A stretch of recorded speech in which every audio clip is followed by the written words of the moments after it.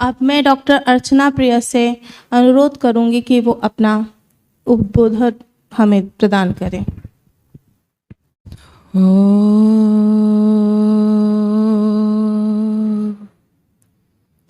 स्वस्ति पन्थामनुचरे सूर्याचन्द्रमसा विवह पुनर्दधताग्नता जानता संगमे महे। ॐ शान्तिः शान्तिः शान्तिः।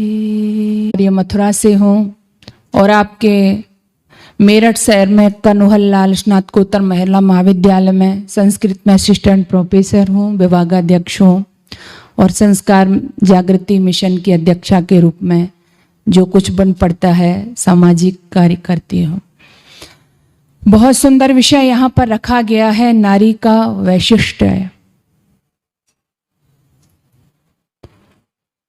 कई बार जब मैं सोचती हूँ कि नारी की विशेषताएं हैं, नारी का वैशिष्ट्य, तो ये हम दिन प्रतिदिन देखते हैं, अनुभव करते हैं, विचार करते हैं। इसके लिए आप यदि कोई भाषण सुने या न सुने, कोई जरूरी नहीं है कि आप भाषण सुनेंगी तभी आपको पता चलेगा कि नारी का वैशिष्ट्य क्या है। आप जितनी भी मातृशक्ति मेरे समक्ष बैठी हुई हैं, घरेलू भी हैं, कामकाजी भी हैं, और पता है कि किस तरह से वो समय समय पर अपने वैशिष्ट्य को प्रदर्शित करती रहती हैं। हम अगर नारी का वैदिक काल में जाएं तो मैं बहुत सारे उदाहरण आपके समक्ष प्रस्तुत कर सकती हूं और मुझे कई बार गर्व होता है। मुझे गर्व होता है कि मैंने ऐसे देश में जन्म लिया है जिस देश के अंदर शास्त्रार्थ समर में जगत गुरु शंकराचार्य को पराजित करने वाली भारती देवी ने, जनक की सभा में याज्ञवल्क्य को चुनौती देने वाली वाचाक्नवी गार्गी ने, कालिदास के समकालीन देश भर के विद्वानों को धूल चटाने वाली विद्योतमा ने, युद्ध क्षेत्र में बड़े बड़े शूरवीरों के दांत खट्टे करने वाली झांसी की रानी लक्ष्मी, दुर्गावती जैसी देवियां, बीज गणित को जन्म देने वाली लीलावती, अपने मोह, अभी बता रही थी ना हमारी आदरणीय माता जी, अपने पति को पत्नी मोह में ग्रस्त देख करके अपने हाथों से अपना सिर काटकर विदा करने वाली सद्य विवाहिता हाड़ा रानी को अपने सतीत्व की रक्षार्थ स्वयं अकेले नहीं बल्कि 16,000 देवियों को लेकर के जीवित चिता दहन करने वाली देवी पन्नाधाय को कौन भूल सकता है। उदयपुर के राणा की रक्षार्थ अपने इकलौते पुत्र को समर्पित कर दिया था, बलिदान कर दिया था। मैं धन्य होती हूं और ऐसी देवियों के विषय में जब सोचती हूं, पढ़ती हूं तो सम्मान में मेरी गर्दन झुक जाती है। मैंने ऐसी देवियों के देश में जन्म लिया है। मेरी मातृशक्ति की परंपरा बड़ी महान है। यहां समय समय पर वीरांगनाएं, विदुषियां, ऋषिकाएं, अपाला, घोषा, मैत्री, गार्गी, अनुसुईया, कितने नाम मैं आपके समक्ष प्रस्तुत करूं। धन्य हो उठती हूं मैं कि ऐसे देश में मैंने जन्म लिया है। और साथ ही साथ आपसे एक बात और मैं कहना चाहती हूं, इस देश की नारी अगर उसको हम पढ़ें, उसको हम देखें, उसका त्याग, उसका बलिदान, उसका संयम, उसका धैर्य, उसका चारित्र जो दूसरे लोगों से उसको अलग बनाता था। इस देश की देवियां ऋषि दयानंद ने बहुत समय पहले लिखा था कि यहां के जो राजा महाराजा थे उनके आचार विचार तो ऐसे हो गए थे कि इस देश का कब से पहले पतन हो गया होता, कब का पतन हो चुका होता, लेकिन यदि कोई इस देश को बचाए हुए है तो यहाँ की देवियों का सतीत्व पातिव्रता धर्म ही इस देश को बचाए हुए है। गर्व होता है ऐसी बातें पढ़ करके। ऐसे देश में हमने जन्म लिया है। लेकिन ये 2-3 शब्द है ना, कौन कौन से? लेकिन, किंतु और परंतु, ये बड़े खतरनाक शब्द हैं। कई बार जब हम किसी की तारीफ करते हैं, प्रशंसा करते हैं, तो कहते हैं जी वो आदमी तो बड़ा अच्छा है, माता जी वो बड़ी अच्छी हैं, दान भी करती हैं, पतिव्रता भी है। लेकिन अब लेकिन तो थोड़ा सा मामला आगे ठीक नहीं है। आज मैंने बहुत सुंदर अपना अतीत का कुछ दिग्दर्शन आपको कराया, लेकिन मैंने कहा लेकिन, ये लेकिन मैंने क्यों कहा? क्योंकि मैं आपसे कहना चाहती हूं शानदार था भूत, अरे शानदार था भूत, भविष्य भी महान है, अगर सवाल है आप जो वर्तमान है। आज हमारी जो स्थिति हो गई है, ये मैंने चंद आपको उदाहरण दिए हैं, आपका इतिहास इसमें सिमट करके नहीं रह गया। जब आप पढ़ेंगी तो बहुत लंबी श्रृंखला है, लेकिन जो मैं बात आपसे कहना चाहती हूं, वर्तमान समय में हमारी क्या कंडीशन, क्या दशा हो गई है। आज विचारणीय तथ्य ये है, नारी का वैशिष्ट्य, नारी ने क्या किया, जैसा कि अभी भी कहा जा रहा था। हाँ, ये गर्व का विषय है कि आज भी कोई क्षेत्र नहीं है जहां बहनें काम नहीं कर रही हैं। चंद्रयान 3 लॉन्च हुआ, उसमें भी बहनों का योगदान, 1-2 घटनाएं नहीं है, कोई क्षेत्र ही नहीं है जहां पे मातृशक्ति अपना योगदान नहीं दे रही है। घर के काम काज से लेकर के राष्ट्रपति भी तो आज महिला ही है। तो कोई क्षेत्र छूटा कहां है? हर क्षेत्र में आपका योगदान है।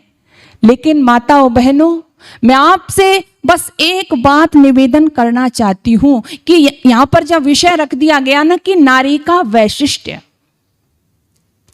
तो हमारे में ऐसी क्या विशेषताएं हैं जो हमको नारी होने का गौरव प्राप्त कराती है, गौरव महसूस कराती है।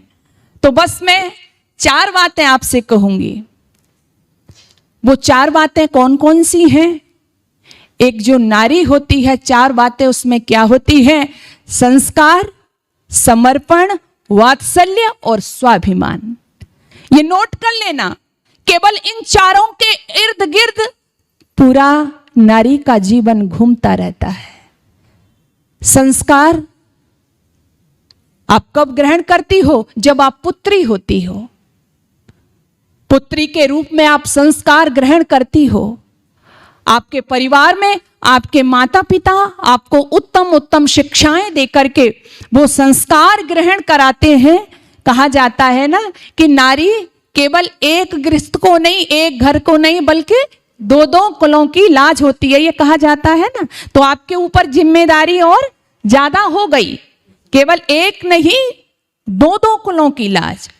और एक और हमारे यहाँ कहा जाता था कि जब बचपन में तो माता पिता बेटी को सुंदर शिक्षा देते ही थे, सुंदर संस्कार देते ही थे, लेकिन जब बेटी को ससुराल में भेजते थे तो वहां भी सुंदर उपदेश उसको दिया जाता था। और यहाँ तक कहा जाता था, बेटी पिता के घर से तेरी डोली उठ रही है और पति के घर से तेरी अर्थी उठनी चाहिए। आज ऐसा ही है क्या? आप सबको पता है। मैं मानती हूं, मैं भी दिन प्रतिदिन देखती हूं कि कुछ घटनाएं गलत भी होती हैं। पहले दहेज का सिस्टम बहुत ज्यादा था, आज भी है, लेकिन जो हम संस्कार ग्रहण करते हैं एक पुत्री के रूप में, जो हमको सिखाया जाता था कि बेटी तेरा जो पति है वो क्या है? तेरे लिए परमेश्वर है। मैं मानती हूं कि कमियां दोनों तरफ से हो जाती हैं, जैसा कि आज हम वर्तमान में देख रहे हैं। हमारे घर टूट रहे हैं, बिखर रहे हैं। मुझे आश्चर्य होता है, नई विवाह होता है और महीना 2 महीना नहीं होता, कार्ड भी नहीं उठता कई बार तो हमारी टेबल से, और सुनने को मिलता है कि जो अमुक विवाह हुआ था वहां पर तलाक भी हो गया। मैं मानती हूं कमियां हो सकती हैं, लेकिन आज से पहले मेरी माताओं बहनों, यहां पर कुछ पुरानी माताएं भी बैठी हुई हैं, आपने काफी समय देखा होगा, जो हम भी अपने दादी नानी से सुनते आए हैं। ऐसा नहीं था कि उस समय उनके समय में कोई चैलेंज नहीं थे, कोई परिस्थितियां नहीं थी, लेकिन उन परिस्थितियों के अनुकूल अपने आप को ढालना और उत्तम संतति का निर्माण करके समाज को देना, ये नारी की सबसे प्रमुख विशेषता थी, जिसका आज अभाव हो गया है। तो सबसे पहले संस्कार ग्रहण करती है पुत्री, और इसलिए भी करती है क्योंकि जो मेन उसका फाउंडेशन होता है वो माँ का होता है। संस्कार ग्रहण करके आगे आने वाली जो उसकी संतति है, फिर उसको भी संस्कारित करती है, क्योंकि वही योग्य समाज का निर्माण करते हैं। और दूसरा समर्पण, जब वो एक पत्नी की भूमिका में आ जाती है तो उसके जीवन में समर्पण ही होता है, वहां वासना नहीं होती। मेरी देश की देवियों, बड़ा हृदय गदगद होता है। मैं थोड़ी सी जिक्र आपसे करना चाहती हूं। संस्कृत के एक बहुत बड़े विद्वान हुए हैं वाचस्पति। वाचस्पति जब एक ग्रंथ लिख रहे थे तभी उनका विवाह हुआ, और उनका विवाह हो गया तो पुराने समय की बात है, आज का माहौल नहीं था, आज का वातावरण नहीं था। एक ग्रंथ लिख रहे थे, विवाह हो गया, पत्नी तो घर में आ गई, लेकिन उनको तो याद ही नहीं रहा कि उनका विवाह हुआ है। वो तो अपने लेखन कार्य में व्यस्त थे। धीरे धीरे धीरे धीरे समय व्यतीत होता गया, और समय यहां आ गया कि एक दिन संध्याकालीन समय है, वाचस्पति जी बैठे हुए हैं, देवी पास में आकर के निकल के गई। अचानक से दृष्टि पड़ी तो क्या देखते हैं कि उनकी जो पत्नी थी, उनके सर के बाल सफेद हो रहे थे। ग्रंथ भी पूर्ण हो चुका था। एकदम से देखा, परिहास में हाथ पकड़ लिया। जब हाथ पकड़ा उस देवी को, देवियों मैं जो बात आपसे कहना चाहती हूं, इस देश की नारी क्या थी, यहां पर वासना को जगह नहीं थी। देवियों जब हाथ पकड़ लिया परिहास में पति ने, तो पत्नी ने रुकते हुए कहा कि देव ये क्या कर रहे हो? बोले तुम्हारे बाल सफेद हो गए देवी, मुझे माफ करिएगा, मैं लेखन कार्य में इतना व्यस्त था कि मैंने तो ये सोचा ही नहीं कि मेरा विवाह हो गया है और मेरी पत्नी भी घर में है। देवी ने हाथ जोड़ लिए, कहा देव मुझे माफ कर दीजिएगा, कोई बात नहीं, लेकिन आपने अब तक अपना जीवन नियम संयम के साथ में बिताया है, तो मैं चाहती हूं अब इस अवस्था तक आ गए हैं तो आगे भी मैं अपना जीवन दोनों मिलकर के इसी तरह व्यतीत करें, बस मैं आपसे यही चाहती हूं। देवियों वाचस्पति के आश्चर्य का ठिकाना नहीं रहा, हाथ जोड़ लिए उस देवी के, कहा देवी तू धन्य है, लेकिन कहा देवी जिसकी इच्छा देवियां का करा करती हैं, क्या करती हैं कि उनको संतति चाहिए, तो मैं वो तो तुझे नहीं दे सका, लेकिन अब तक जो ग्रंथ लिख रहा था उसका नाम तुम्हारे नाम से ही करूंगा ताकि तुम्हारा नाम धन्य हो जाए, अमर हो जाए। और उन्होंने अपना जो ग्रंथ लिखा उसका नाम भानुमति टीका रख दिया, और आज भी संस्कृत जगत में लोग जानते हैं, वो पढ़ा जाता है। ऐसा इस देश की देवियों के साथ था, ऐसा उनका चरित्र था, समर्पण था।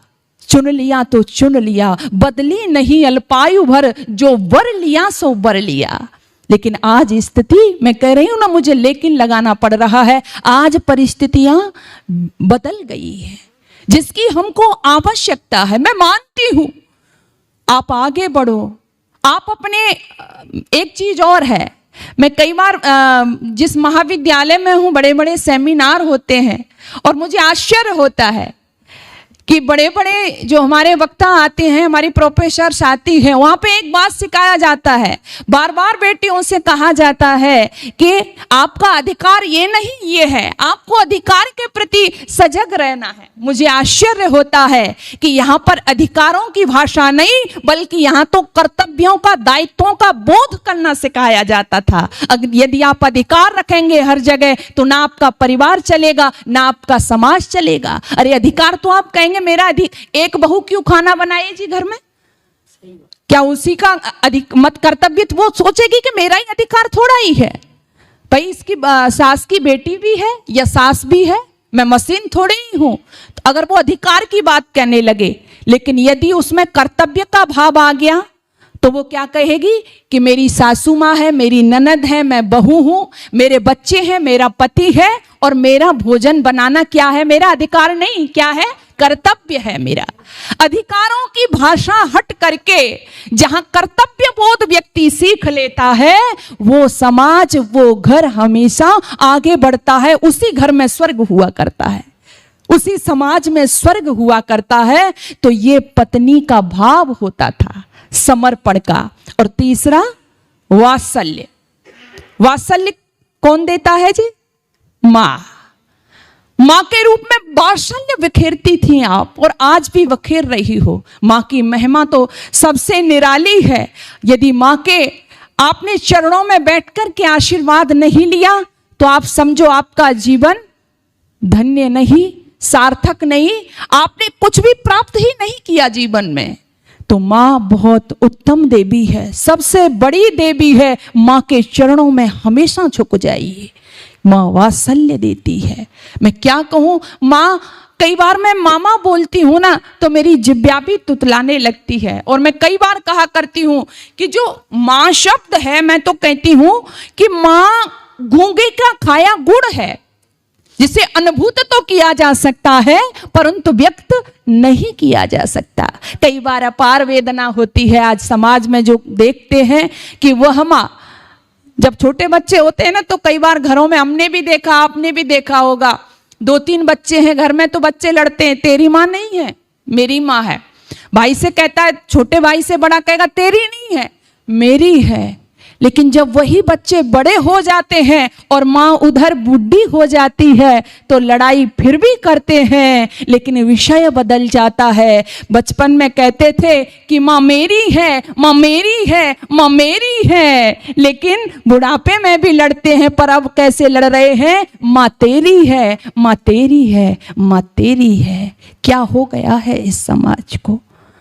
अब वात्सल्य का विग्रह थी आप, ममता का मर्म थी आप, वो शाश्वत प्रवाह थी जिसके सानिध्य में आकर के गूंगी सृष्टि बोलना सीखती है, लंगड़ी सृष्टि चलना सीखती है। माताओं, आवश्यकता है वात्सल्य के साथ साथ, मैंने कहा ना कि पुत्री के रूप में संस्कार ग्रहण करती हो तो वो अवस्था होती है कि वो संस्कार आप बच्चों को दीजिए। कैसे हो गया इस समाज में? जब मैं बोलती हूं तो अपार वेदना होती है दिल में। बच्चों को पढ़ाते लिखाते हो आप, माताओं, आपसे इसलिए कहा जा रहा है आपकी पहली जिम्मेदारी है मातृमान पितृवान आचार्यवान पुरुषो वेद। ऋषि दयानंद ने भी साफ कह दिया, पहली जिम्मेदारी माँ की है। लेकिन मैंने वृंदावन के अंदर, और वृंदावन नहीं, जगह जगह वृद्ध आश्रम खुले हुए हैं, मैंने बड़े बड़े अधिकारियों के माता पिता माए वहां पर वृद्धा आश्रम में देखी है। दिल रोता है मेरा, आपसे सच कह रही हूं। इसका कारण क्या हुआ मां? कि माताओं, बुरा मत मानना, आपने सुविधाएं तो बच्चों को दी, आपने उनकी आवश्यकताएं पूर्ति तो की, लेकिन जो देना चाहिए था, मैं तो कहा करती हूं, उनको कार नहीं देती, आप संस्कार दे देती। यदि संस्कार तुमने दे दिए होते बच्चों को तो आज आपको वृद्धाश्रम में नहीं रहना पड़ता। ये तो वो देश है कि श्रवण कुमार अपने कंधे पे माता पिता को उठा करके भ्रमण कराता फिरा। श्रवण कुमार के देश में माता पिता वृद्धा आश्रम में व्यवस्थित हो जाए। ये तो वो देश है। राम को डायरेक्ट में नहीं कहा था, दशरथ जी ने, पता चल गया कि तुझे वन में भेजना चाहते हैं, बस एक घोषणा की, लगा ना कि मेरे ऊपर माँ कैकेयी को कोई डाउट है कि राम जाए या न जाए, तो वाल्मीकि रामायण पढ़िए, साफ मेरे राम कहते हैं कि मैं पिता के वचन की खातिर हलाहल विष पी सकता हूं, मैं पिता के वचन की खातिर समुद्र में डूब कर मर सकता हूं, मैं पिता के वचन की खातिर अग्नि में जल करके मर सकता हूं, लेकिन पिता के वचन से विमुख नहीं हो सकता। ये कब आता है? जब आप संस्कार देती हो अपने बच्चों को। संस्कार तो आज उल्टे ही हो गए देवियों। आज मैं देखती हूं छोटे छोटे बच्चे, उनके मुंह से गालियां, गंदे गंदे गाने। मैं सोचती हूं ऐसा कैसे हो गया। कई बार माता पिता लेके आते हैं, बहन जी देखना हमारा बच्चा कहना नहीं मानता, बहन जी देखना हमारा बच्चा गाली बहुत देता है। कई माओं की ये समस्या होती है, हम तो इसको सिखाते नहीं हैं। अच्छा एक बात बताइए, अगर आपके घर में बचपन से ही आपने अपने बच्चों को अच्छे अच्छे श्लोक सिखाए होते, सुनवाए होते, अच्छे अच्छे वेद के मंत्र सुनवाए होते, अच्छी अच्छी प्रार्थनाएं सुनवाई होती, तो इन सब का प्रभाव आपके बच्चे पर पड़ता। आपने तो बचपन से ही अपने बच्चों को मैं क्या कहूं, चरित्र नाम की जिनके पास चीज नहीं है, उन दुष्ट एक्टर और एक्ट्रेस जिनको कहते हैं, उनके फोटो घर में लगा करके दिखाए, ऐसे गंदे गंदे गीत आपने सुनाए, तो संस्कार उनमें कहां से आएंगे? और वही बच्चे आगे चल करके आपका अपमान करते हैं और समाज की दशा को खराब करते हैं, अपने देश का नाम बदनाम करते हैं। इसलिए आइए मैं अपने विषय पर ही घूम करके आ रही हूं। आप संस्कार, सबसे पहले माताओं, संस्कार अपने बच्चों को अवश्य देना। आप कहेंगी संस्कार है क्या? क्या कोई घुट्टी है जिसको हम पिला दें? क्या है संस्कार? तो संस्कार आप सीधा सा समझिए। आप जब मार्केट में जाती हो ना, सब्जी लेकर के आती हो, अच्छा सब्जी सीधे सीधे बना देती हो? नहीं ना, हम सब्जी लेकर के आते हैं, लेकिन घर पे आकर के उसको पहले धोते हैं, फिर जो गंदी होती है, खराब होती है, उसको निकालते हैं, काटते हैं, तब उसकी हम सब्जी बनाते हैं। सेम वही प्रक्रिया संस्कार है। संस्कारों के द्वारा आप अपने बच्चों को घेर देते हो। कितने संस्कार थे हमारे यहां पर? 16 संस्कार, 1 2 नहीं, 16 संस्कार। 3 संस्कार तो ऐसे कि जब तक बच्चा गर्भ में ही रहता है, बाहर नहीं आता, तब ही कर दिए जाते हैं। ये सब किसके लिए था? ये वही प्रक्रिया थी कि बार बार वेद मंत्रों के द्वारा, बार बार जब घर पर विद्वानों को बुलाया जाएगा, उनके उपदेशों के माध्यम से बच्चे को घेर दिया जाता था। बार बार जब कोई चीज आप सुनोगे तो वो आपके दिल, दिमाग, मस्तिष्क पर अवश्य ही प्रभाव करती है। कई बार जाने अनजाने में हम नहीं सुनते गंदे गीत, हम नहीं सुनते फिल्मी सॉन्ग, लेकिन समाज में तो रहोगे ही ना आप। कई बार जब आप मार्केट जा रहे होते हैं, कई बार जब आप घर पर ही होते हैं, तो बार बार आपके कानों में वो ध्वनियां आती हैं जिनको आप सुनना नहीं चाहते। तो हम न चाहते हुए भी बहुत सी चीजें क्या है, सीख जाते हैं। सुनने का बहुत बड़ा प्रभाव होता है। तो माताओं, अपने बच्चों को संस्कार दीजिए। और चौथा, स्वाभिमान। जब एक नारी होती है, ये सारे रूप उसके अंदर आ जाते हैं, तो फिर क्या होता है कि उसका स्वाभिमान जागृत हो जाता है। और स्वाभिमान क्या होता है? स्वाभिमान की खातिर वो उसकी रक्षार्थ बड़े बड़ों से लड़ जाती है। उसका स्वाभिमान नहीं जाने पाए, उसका स्वाभिमान नहीं छूटने पाए, इस कारण उसको यदि बलिदान देना हो तो वो दे देती है। इस कारण उसको अग्नि में जलना हो तो वो जल जाती है, लेकिन अपने स्वाभिमान को, अपने धर्म को, अपने सतीत्व को नहीं छोड़ती है। मैंने शुरू में भी आपसे कहा था, जो श्रेष्ठ देवियां होती हैं, अपनी वैदिक संस्कृति को धारण करने वाली होती हैं, वो किसी भी अवस्था में, किसी भी समय में अपने स्वाभिमान को, अपने धर्म को नहीं छोड़ती है। आर्य नारी हाथ से हृदय निज छेद सके, मृग कैसे नयन क्षण ही में फोड़ सकती है। त्याग सुख सदन सघन वनवास करे, भूखी रहती तनिका निचोड़ सकती है, ज्वलंत चिताओं में हंसते हुए कूद सके, प्यारे पुत्र प्राणों का भी मोह तोड़ सकती है। कितना डरावे धमकावे कोई पे प्रकाश, पावन सतीत्व को कभी ना छोड़ सकती है, पावन सतीत्व को कभी ना छोड़ सकती है। लेकिन आज जैसा मेरे से पूर्व भी कहा जा रहा था, आज सुविधाएं हमारे पास बहुत है। आज नारी ने उन्नति बहुत की है, हर क्षेत्र में वो आगे है, लेकिन हमने अपनी उन्नति का आधार क्या मान लिया? वस्त्र कम पहनना। हमने अपनी उन्नति का आधार क्या मान लिया? जो हमारे संयुक्त परिवार होते थे उनसे अलग रहना। हमने अपनी उन्नति का आधार क्या मान लिया? अपने सास बुरा नहीं मानना, अपने सासू ससुर की सेवा नहीं करना। मैंने कहा ना, मैं क्यों करूंगी? आया को रखेंगे, मेड को रखेंगे। तो ये सारी चीजें हमारे अंदर आ गई, जिसको आज हम उन्नति कह रहे हैं, जिसको आज हम प्रोग्रेस कह रहे हैं। बच्चों को संस्कार नहीं देना, अरे जी नहीं, वो तो कॉन्वेंट स्कूल में पढ़ेंगे। अगर मैं ऐसा नहीं करूंगी तो मेरे बच्चे, हमारे पड़ोसी के बच्चे जो हैं, उनके तो अच्छे कॉन्वेंट स्कूल में पढ़ रहे हैं, मेरे बच्चे तो पीछे रह जाएंगे। ये सारी चीजें हमारे अंदर हावी हो गई।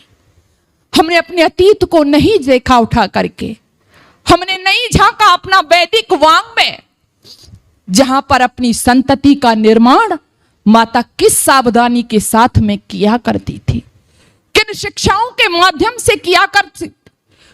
वो मानती थी कि मेरा मेन जो पद है, मैं पद ही कहूंगी, वो क्या है?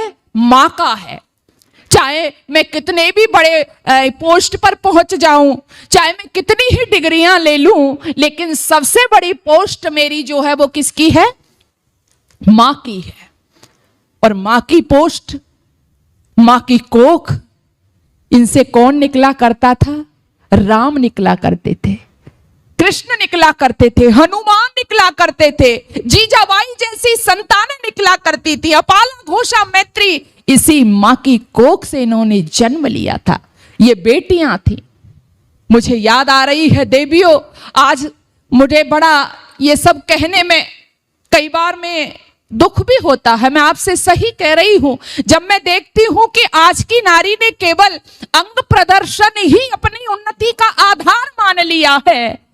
आज वो अपना परिचय इस तरह से समाज को देना चाहती है, तो कई बार मुझे अपार वेदना भी होती है। और मैं कहा करती हूं, अरे परिचय देना है तुम्हें समाज को, तो इस तरह से दो। मेरा परिचय इतना कि मैं भारत की तस्वीर हूं, मातृभूमि पर मिटने वाले मत वालों की पीर हूं। अरे उन वीरों की दुहिता हूं जो हंस हंस झूला झूल गए, उन शेरों की माता हूं जो रण प्रांगण में जूझ गए। मैं जीजा की अमर सहेली, पन्ना की प्रति छाया हूं, हाड़ी की हूं अमिट निशानी, मैं जसवंत की माया हूं। अरे कृष्णा के कुल की मर्यादा, अरे कृष्णा के कुल की मर्यादा, लक्ष्मी की शमशीर हूं। मेरा परिचय इतना कि मैं भारत की तस्वीर हूं, मेरा परिचय इतना कि मैं भारत की।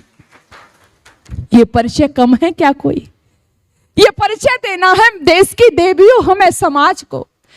ये परिचय देना है हमने अपने बच्चों को, अपनी संतति को।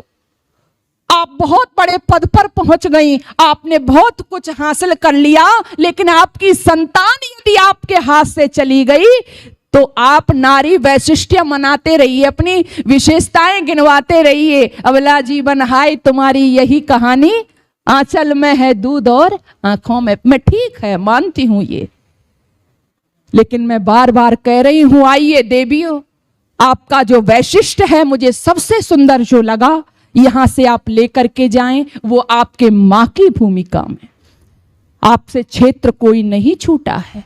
नारी का बलिदान आप कहीं भी देख सकते हो। आज तो बेटियां काम कर ही रही हैं, पहले भी बेटियों का काम कम नहीं था। हाँ, आज ठीक है, कुछ उन्होंने भ्रांतियों को तोड़ा है, आज समाज को कुछ नया दिया है। आज बेटियां, पहले अगर पिता के पास में बेटी आई हैं तो समाज में थोड़ा हीन नजरों से उसको देखा जाता था। यदि माँ के पास में बेटे नहीं हैं तो समाज में कहा जाता था इसके पास बेटा नहीं है, मतलब उस पर थोड़ा रहम किया जाता था। उसको एक तरह से ऐसे देखा जाता था जैसे कोई अपराध हो, क्योंकि इसके पास में बेटे नहीं हैं। लेकिन हाँ, आज बेटियों ने उस भ्रम को तोड़ा। वो आपके ही कारण, आपके संस्कारों के कारण ही, आपकी शिक्षा के कारण ही, और कोई क्षेत्र नहीं छोड़ा जिसमें उन्होंने काम नहीं किया हो। मुझे चंद लाइनें याद आ रही हैं। जिम्मेदारियों का बोझ परिवार पे पड़ा, जिम्मेदारियों का बोझ परिवार पे पड़ा, तो ऑटो रिक्शा ट्रेन को चलाने लगी बेटियां। ध्यान देना, कहां से बेटी ने काम करना प्रारंभ किया। जिम्मेदारियों का बोझ परिवार पे पड़ा तो ऑटो रिक्शा ट्रेन को चलाने लगी बेटियां। साहस के साथ अंतरिक्ष तक भेद डाला, सुना वायुयान भी उड़ाने लगी बेटियां।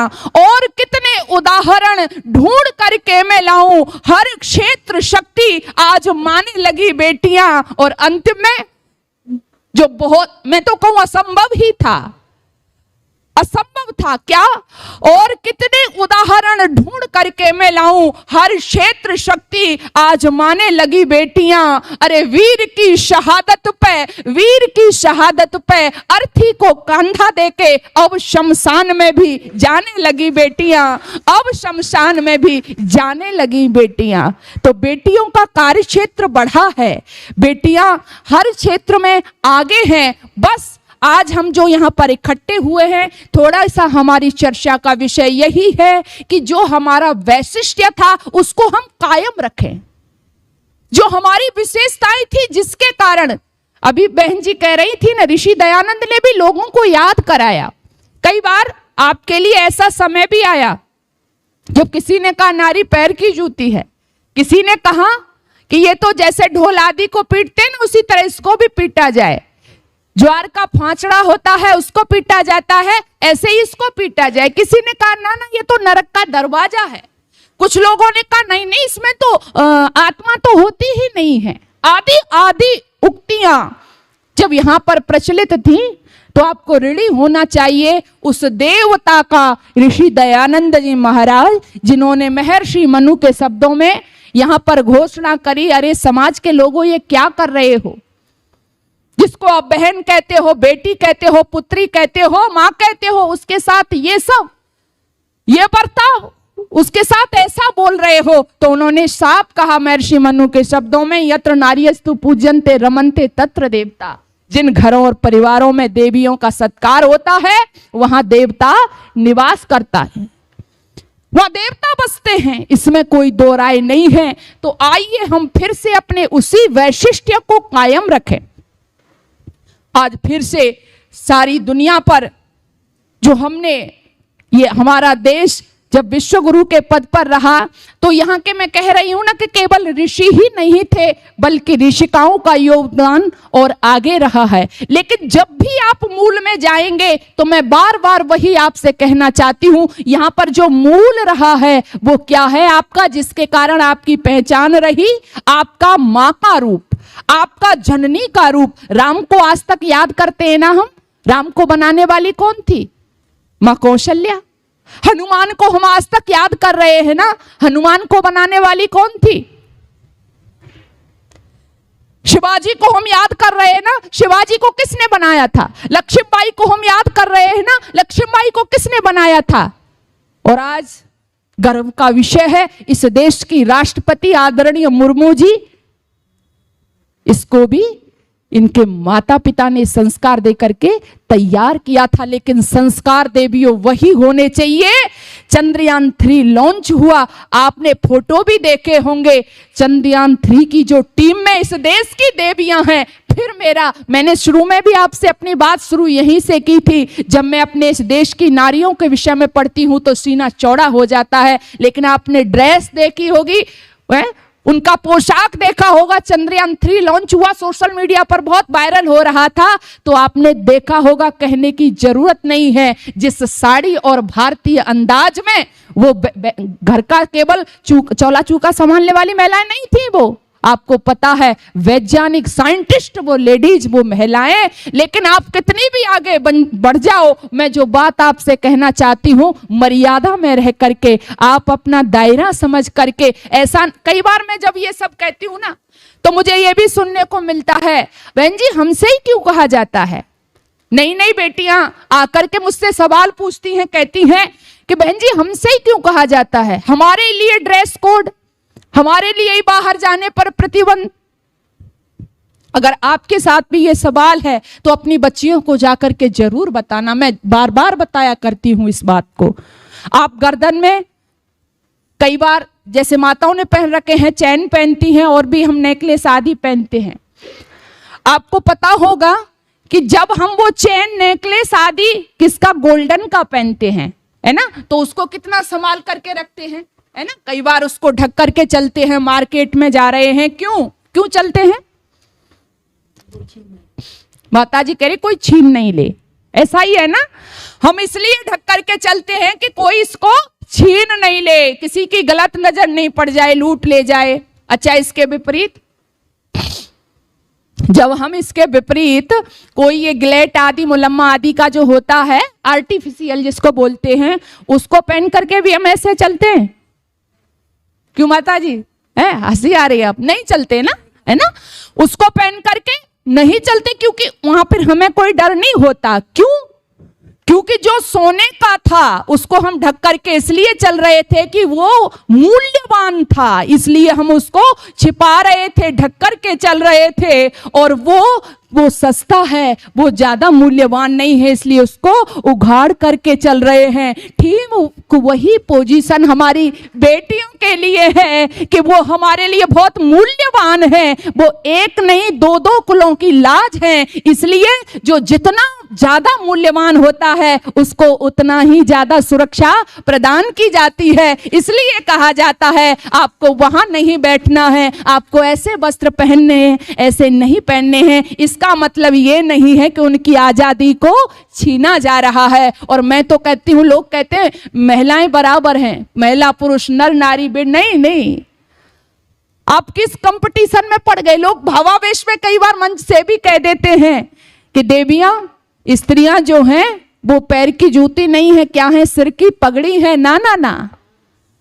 कंपटीशन तो आपका किसी के साथ में है ही नहीं। नारी तो माँ होती है, और आप ही बताइए माँ का किसी के साथ कोई कंपटीशन हो सकता है? नहीं हो सकता। राजनीतिक पार्टियां 33% आरक्षण, 50% आरक्षण दे रही हैं, लेकिन नहीं मेरी देश की माताओं, आपको इसकी जरूरत ही नहीं है। क्योंकि जब वो माँ होती है, जब वो नारी होती है, तो अपने की भी होती है और पराये के भी होती है। वहां कंपटीशन नहीं होता।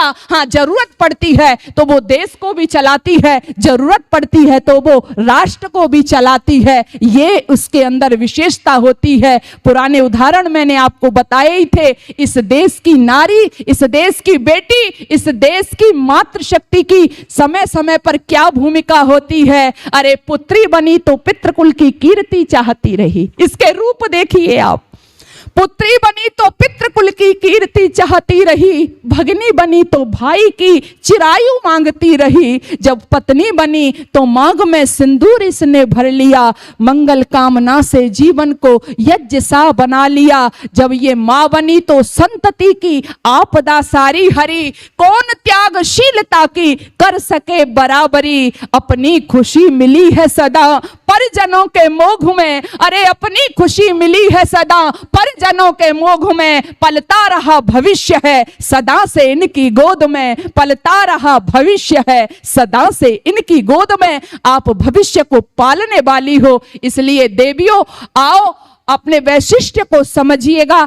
आपका जो गौरव था, आपका जो इतिहास था, वो आपको समझना होगा। बस मैं आपसे पुनः एक बार यही निवेदन करूंगी कि देवियों, आज जगह जगह ये जो क्लब आपको फंसाने के लिए नाइट पार्टियां ये जो चल रही हैं, आप अपने स्वरूप को याद करिए। ये केवल आप सोचिए कि केवल आप इनमें इठलाने वाली तितली नहीं हो। जो वासना युक्त कपड़े पहन करके इसमें भ्रमण कर रहे हो ना, ये आपका स्वरूप नहीं है। अरे तेरे मान तथा मर्यादा पर उंगली ना किसी की उठे, संभल कर चल। संभल कर चलने का मतलब यही है कि आप अपनी निजता में विराजें, आपके जो गुण हैं आप उसमें विराजें, श्रेष्ठ संतान इस समाज को दें और ऐसी संतान दें। मैं एक बात और आपसे मुझे याद आ गई, प्रसंगवश कहना चाहती हूँ। देखो, सुविधाएं आजकल बहुत बढ़ गई हैं। हर व्यक्ति, माता पिता भी ये चाह रहा है कि मैं अपने बच्चे को अच्छे से अच्छा वस्त्र पहनाऊं, अच्छे से अच्छा भोजन दूं, अच्छे से अच्छे विद्यालय में उसको पढ़ाऊं। लेकिन मैं आप एक से एक बात कहना चाहती हूं, इसके लिए मना नहीं है, अपने बच्चे को हर एक सुविधा दो, लेकिन उसको उसकी निजता में रहना भी सिखाइए। बस एक बात मैं आपसे शेयर करना चाहती हूं, आप यहां पर सभी शिक्षित लोग बैठे हुए हैं, मुझे सरदार पटेल का नाम याद आ रहा है। सरदार पटेल जिस समय इस देश के गृह मंत्री थे, उस समय की मैं बात कर रही हूं, तो उनके एक मित्र थे आदरणीय महावीर जी त्यागी, जो उस समय सांसद हुआ करते थे। जब वो सांसद थे तो उनका कई बार उनके घर पर आना जाना लगा रहता था। एक दिन महावीर जी त्यागी पटेल जी के घर पर गए तो क्या देखते हैं कि पटेल जी की एक बेटी थी जिसका नाम था मणिबेन। तो मणिबेन जब वो घर घुसते हैं तो क्या देखते हैं कि मणिबेन ने जो दुपट्टा ओढ़ रखा था उसी दुपट्टे को वो सिल रही थी, यानी दुपट्टा फटा हुआ था।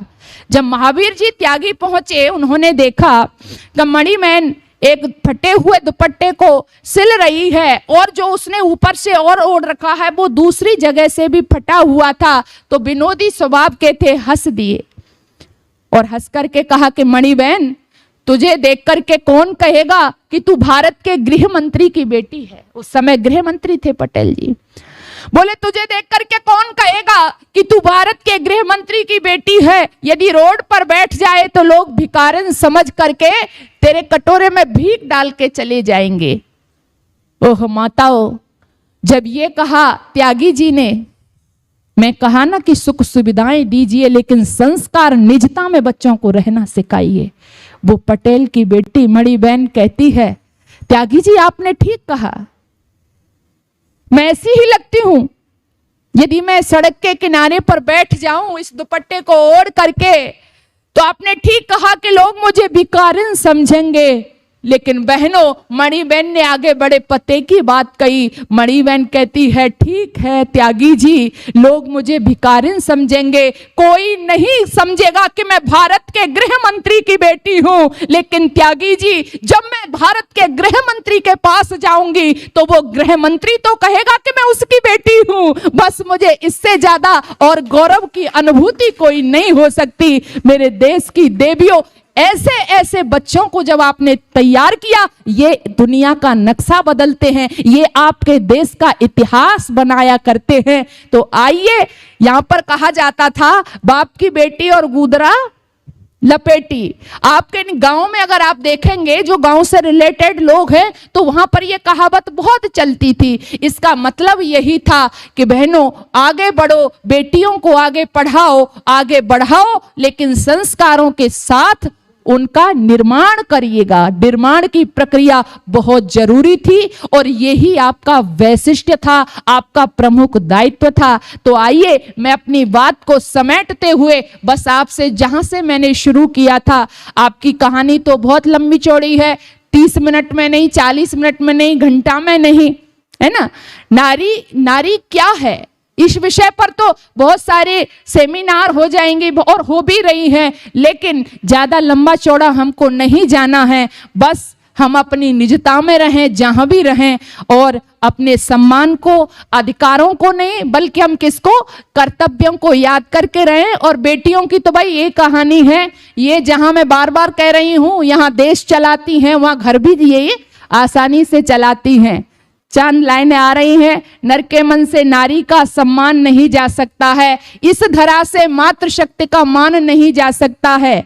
बेटा घर में हो, ध्यान से सुनना, बेटा घर में हो तो बेशक चूल्हा ठंडा रह जाए, बेटी घर में हो भूखा मेहमान नहीं जा सकता है। बेटी घर में हो भूखा, कई बार ऐसा हो जाता है बस मैं 1-2 मिनट की बात कह करके अभी मुझे याद आ गई प्रसंग, बस ये इसलिए मैं कह रही हूं कि ये भी आपका वैशिष्ट्य है।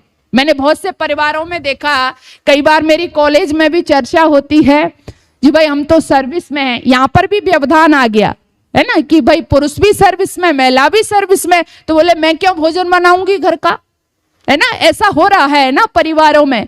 तो ये आपका वैशिष्ट्य है। भोजन किस लिए बना रही हो, मैंने कहा ना क्योंकि आपका कर, इसलिए नहीं कि भाई मैं छोटी हो गई, आप माँ भी तो है ना, आप पत्नी भी तो है ना, तो आपका क्या है, ये कर्तव्य है। एक बार ऐसा हुआ कि एक पुरुष की पत्नी अपने मायके चली गई, अब बेचारा पुरुष अकेला रह गया।